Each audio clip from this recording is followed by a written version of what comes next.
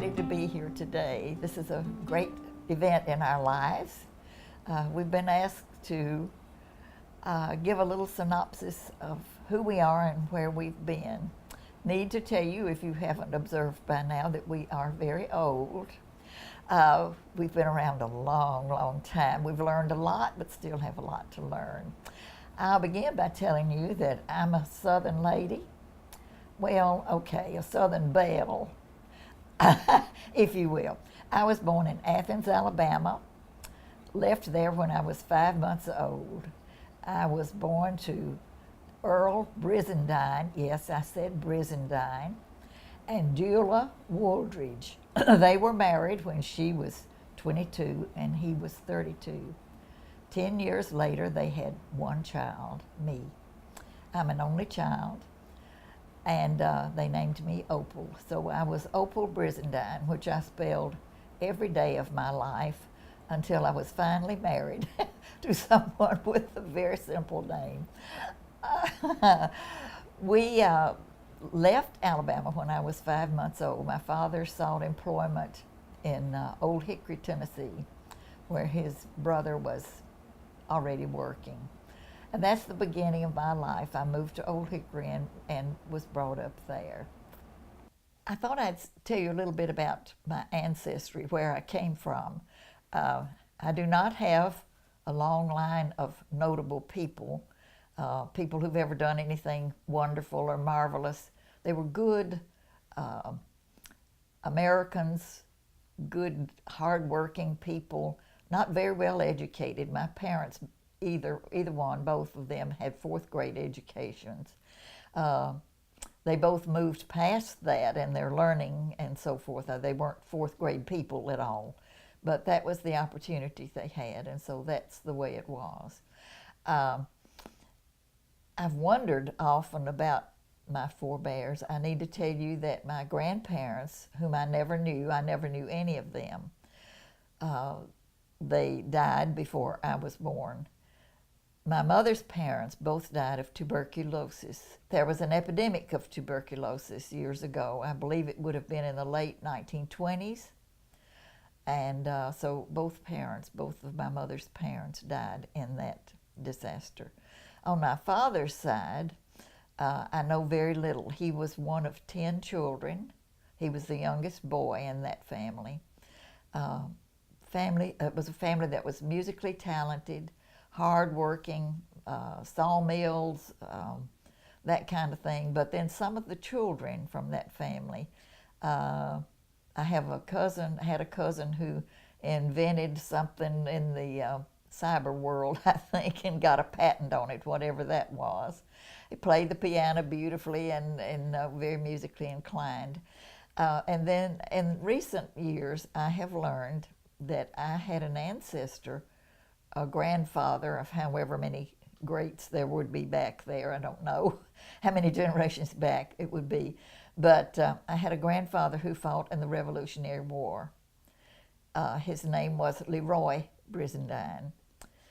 And I discovered that when I was, you're not going to believe this one, but I was working at a fireworks stand in Portland, Tennessee one summer. My children were doing that, and I was good fodder for them to stand and sell fireworks. I don't know. Anyway, that's just one of my many occupations for the past 85 years. That was brief. But I learned that Portland, Tennessee, where I was actually selling fireworks, had just had a celebration honoring Leroy Brizendine, whom I had never heard of, because he was an early settler in Portland, Tennessee. And he was there because when he had finished with the war, the Revolutionary War, part of his pay, his muster, if you will, was land in Tennessee. So that's how my family, my father's family, became citizens, residents in Tennessee. When I was a little girl, I adored my father. He was not all warm and fuzzy, as we say in these days. He was a little bit withdrawn. He was very tired, I'm sure, most of the time, because the work he did was very difficult for him. But he loved me as you know, as fathers did in that day, but without expressing it. But if he went out the door to go somewhere, I wanted to go with him. This was before school, before I started to school. I always wanted to go with him.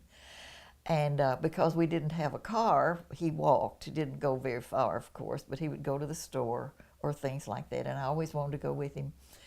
And I remember one time I wanted to go, and he said I could, so we walked. And the place we went was Clay's Pool Hall. Now that was located in DuPontonia, Tennessee. DuPontonia was named by my aunt. They had a contest to see who would name this new little village that had sprung up in just outside of Old Hickory. And because the plant there, the business there, the factory was DuPont, she suggested DuPontonia. So they named it DuPontonia, and it was called that for years and years, and now it's Lakewood, Tennessee, which has maybe a better ring. But anyway, at that time, there was a pool hall in DuPontonia, and my daddy went there to have a beer, I suspect. Anyway, because he didn't want to take me inside there, he let me sit down on a little step that was just outside the pool hall. And they had a little sliding door in the wall. It was adjacent, just flat against the sidewalk, the building was. And they had a little door that opened, a little sliding door back and forth, and you could stand there and order food. And I had never done anything like that in my whole life. We never ate out, never ate anywhere except at home. So Daddy ordered me through this little door that opened, and I was bug-eyed, couldn't imagine a hamburger. I didn't know what a hamburger was. I had never had one. And pretty soon, the most wonderful thing in the world I had ever eaten came through that door. And I sat there by myself while Daddy drank his beer and marveled at hamburgers. It even had something called ketchup on it, which I had never seen in my life. And it was very expensive. It cost 5 cents. I remember that distinctly. So that was my first experience with the world of gourmet foods. I mentioned that my father got a job at DuPont in Old Hickory and worked there, and I started to school, first grade, DuPont Elementary, which was on Hadley Street in downtown Old Hickory. One day we heard, our teacher told us, this was before 4th grade. I'm not sure which grade I was in, but before 4th. The teacher told us the President of the United States was going to pass in front of our school in an automobile, and we would get to go outside and stand on either side of the street with our teacher and see him go by. And I didn't know exactly what that meant. In fact, I probably had no clue whatsoever, but I was impressed. So I ran out with all the other kids, and sure enough, in a little while, the motorcade started through the 2-lane Hadley Street, and Franklin Delano Roosevelt, who was president at that time, was in the car, an open car. Back in the day, there were no armed guards, visible to us anyway.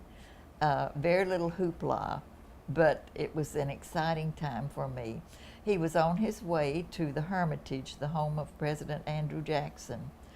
And rumor had it that Aunt Jemima was going to be there to make breakfast for him.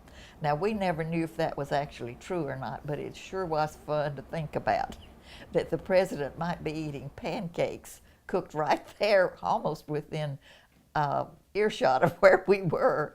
So that was a great day for me. My name is Max Johnson, and I'm married to this lady, and love her dearly. My life began in 1925. I was born at Goodlettsville, Tennessee, and we lived there for 3 years. And then after 3 years, my dad bought a farm up in Sumner County, close to Gallatin, Tennessee, and we moved there, and that's where I lived until I went away to school when I was 17. And so that was a very brief time, and we were farmers, by the way. I grew up on the farm. And I've told a lot of people that I wouldn't take anything for my life on the farm, but I wouldn't want to do it again. But anyhow, I went to a school called Number One. It's because that was number one station for the interurban from Gallatin to Nashville. And the church was also called Number One, so we were number one. And I loved my life on the farm. I learned so much from dealing with animals and with my parents, of course. I had two older siblings. My brother was 17 years older than I, and my sister was 10 years older than I, so I actually became almost like an only child. I did also have a brother who died before I was born. He was 11 years old when he died. He died of cancer, and so I never saw him, but I've seen pictures of him, of course. I went to a school, county school, and I had one teacher for the first 4 years, and I had one teacher for the second 4 years. And then, of course, when I went away to high school, that turned around. And then I graduated from David Lipscomb High School in 1944. And so I grew up, and I'd always wanted to be a preacher. I don't know exactly why, but it was just there. And I always wanted to be that, and ultimately, of course, became a preacher. And so that's sort of the early part of my life, I guess. I'm a little bit like Opal. My ancestors weren't all that great, I don't think, in most ways, just common people. And but I had a good, solid background, I know that, except for one who turned out to be, I had a cousin who was a bank robber, so that's a mark on my ancestry. But anyhow, my mother and daddy were born in Jackson County, Tennessee, and they moved away from there and went to the Goodlettsville area, and their daddy farmed for a number of years before I was born. And then when I was 3 years old, we moved to Sumner County, and I grew up on the farm there. I think I mentioned that a minute ago, but that's where I got a lot of good training on my part. And talking about my ancestors, on my mother's side, I think there were 11 children, and on my dad's side, I think they were the same number.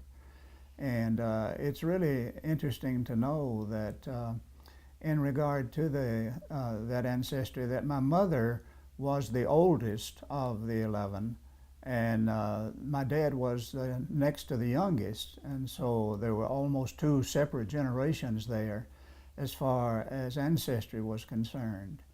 And my father was, as I said, next to the youngest, and I loved him dearly. He back in those days, dads didn't show quite as much affection as they do today, and I really don't remember offhand any time that my daddy ever said, I love you. But I knew he did because he took care of me. He took care of the whole family. And my mother's family was known for the age to which they lived, except for my grandmother, who died when she was 60 from diabetes. The rest of the family just lived up into the 80s and the 90s, and so my mother lived to be 100, and so we were a group of people who lived a long time, and I'm still racing for the record, but anyhow, we enjoy that, and so that was just a good time for me to be born. I never knew my grandmother on my father's side. I never knew my grandfather on my father's side. I did know my grandmother and my grandfather on my mother's side, and they were great people. And in the summertime, after my grandmother died, my grandfather would often go around and live with each of the children for a little while during the summertime. And I remember that two of the things my grandfather and I did was play checkers and pitch horseshoes. And so we just loved those moments together. He was kind of a humorous man, and he would tell me a lot of jokes, and he would tell me a lot about his past, and so we had a real good association with him. And so I had some good ancestors, and I loved those. We would get together at times and have sort of family reunions, and I got to know so many of my cousins. I knew more cousins, I guess, than maybe 2 or 3 families know today, because they don't have as many children and don't get together as often because we go all over the world and separated so much. But I had a good, sound, hardworking. My dad could, the way he did a deal was to deal with somebody, and then they would shake their hands, and that was it. And so I came from that stock and from that time, and I just loved it as I look back on it, and God's been good to me. This was during the Depression, and I was back when very little work for people, and my brother and I had a cousin who was about the same age of my brother, and they were together, but finally my brother just kind of broke away from my cousin, whose name was Herman, and he robbed the First National Bank, I believe it was, in Nashville, and of course was caught and was put in prison, and he broke out by getting under the hood of a truck that had come into the penitentiary to deliver goods, and he got out and he went and he bought a bar of soap and carved it rather into the shape of a gun and painted it silver, and went back to the same bank and robbed the same teller. He came in and stuck the gun in her face and said, "Do you remember me?" And so he robbed it the second time. Well, we didn't know he had, but one day, just a day or two later, he showed up. He'd stolen a car and had come out to our house, and then in the meantime, over the radio, we'd heard that he'd robbed the bank. So here he came, and so I went and hid. And my brother was talking to him and to my family, and about it. And he said, "I'm gonna go out to the car and see if I can find the money." So he went out and looked and saw the money, but he didn't touch it because he didn't want to have anything to do with that. And then a little later, the sheriff came out and wanted to know if he'd come to visit us. And of course, we told him that he had. And it wasn't very long after that, just 2 or 3 days, that they caught him again. And then he was sentenced to Leavenworth Prison in Kansas, I believe it is, and was uncontrollable. And so they sent him to Alcatraz, out off the coast of California, and he was there for several years. And then one of the businessmen in Nashville was interested in him. He had known him in times past, and so he went on his behalf, and they allowed him to be paroled. Not payrolled, paroled.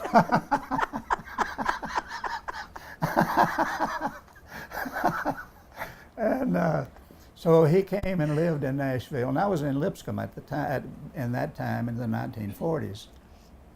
And I went down and met him and saw him several times, and we became close friends. And then one day he told me he was going to get married, and he wanted to know if I'd perform the ceremony, which while I was a preacher student at Lipscomb. And so I did. I performed the marriage ceremony for him. And he was married a number of years, but it didn't really work out. In fact, he contracted cancer and died of, well, he committed suicide because he didn't want to suffer all that stuff. And so that's part of my ancestry too, or rather co-ancestry, I guess you would say, from the Johnson and the Hale family. And so I've had an interesting life in many ways, and that was part of it as well as the good, so thought I'd throw that in. Really, my wife wanted me to throw it in. So another thing that's interesting in my life to me is the fact that I grew up on the farm, as I mentioned a few minutes ago, and we had what we called a 20-acre field at one end of the farm, and we would plow it up with horses and a hand-following plow. And it took a long time, of course, to plow that field, and so we plowed for several days. And every day, about noon, an American Airlines plane would fly over. It was, I guess, a DC-3 back then. I'm not sure. But anyhow, I would dream as a result of seeing that, and I would dream. I said, I know one of these days I hope I can fly. And so I just sort of spent part of the time dreaming about where I could fly and so on.